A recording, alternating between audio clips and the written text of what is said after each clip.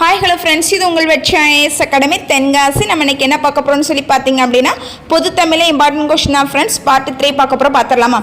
First question நமக்கு என்ன கொடுத்துருக்காங்க, சரியானது எதுன்னு சொல்லி கேட்குறாங்க. ஐகாரம் சொல்லுக்கும் முதல் இடை இறுதி ஆகிய 3 இடத்திலும் வரும். இது நமக்கு சரிதான் ஃப்ரெண்ட்ஸ். அதாவது ஐகார எழுத்துங்கிறது ஒரு வார்த்தை இருந்துச்சு அப்படின்னா அந்த சொல்லுக்கு முதலிலும் வரும், இடையிலும் வரும், இறுதியிலும் வரக்கூடியது. அடுத்து என்ன சொல்லியிருக்கிறாங்க, ஐகாரம் ஒலிக்கும் முதலில் வருகின்ற பொழுது 2 மாத்திரை அளவில் ஒலிக்கும். இது நமக்கு தவறானது. எத்தனை மாத்திரை அளவில் ஒலிக்கும் அப்படின்னு சொல்லி பார்த்தீங்க அப்படின்னா 1.5 மாத்திரை அளவில் ஒலிக்கக்கூடியதாக இருக்கும். அடுத்து என்ன கொடுத்துருக்காங்க, சொல்லுக்கு இடை மற்றும் இறுதியில் வரும் ஐகாரம் மாத்திரை அளவு என்னன்னு சொல்லி பார்த்தீங்க அப்படின்னா 1 மாத்திரை. இது நமக்கு சரியானது. அடுத்து என்ன கொடுக்குறாங்க, ஐ என்பது 2 மாத்திரை அளவில் ஒலிக்கும். இதுவும் நமக்கு கரெக்ட் தான் ஃப்ரெண்ட்ஸ். அப்போ இதற்குரிய கரெக்டான ஆன்சர் என்னன்னு சொல்லி பார்த்தீங்க அப்படின்னா சி, 1, 3, 4 சரி.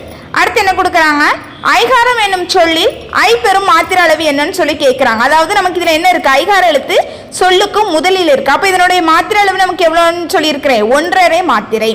அடுத்து என்ன கொடுக்குறாங்க, கடுகு என்பது எவ்வகை குற்றியலுகரம்.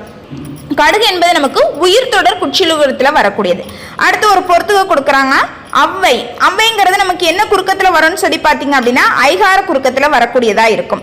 அடுத்து வவ்வால்ங்கிறது நமக்கு ஔகார குறுக்கத்தில் வரக்கூடியதாக இருக்கும். அடுத்து என்ன கொடுத்துருக்காங்க, மரம் வளர்த்தான். அது நமக்கு மகர குறுக்கத்தில் வரக்கூடியதா இருக்கும். அடுத்து என்ன கொடுத்துருக்காங்க, முக்டு. இது நமக்கு ஆயுத குறுக்கம். அப்போ இதற்குரிய கரெக்டான ஆன்சர் நமக்கு 2, 1, 4, 3. அடுத்த கொஸ்டின் போயிடலாமா.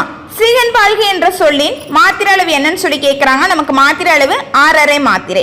அடுத்து என்ன கொடுக்குறாங்க, வழக்கு என்பதின் வகைகள் எத்தனைன்னு சொல்லி கேட்குறாங்க. நமக்கு 2 விளக்கு.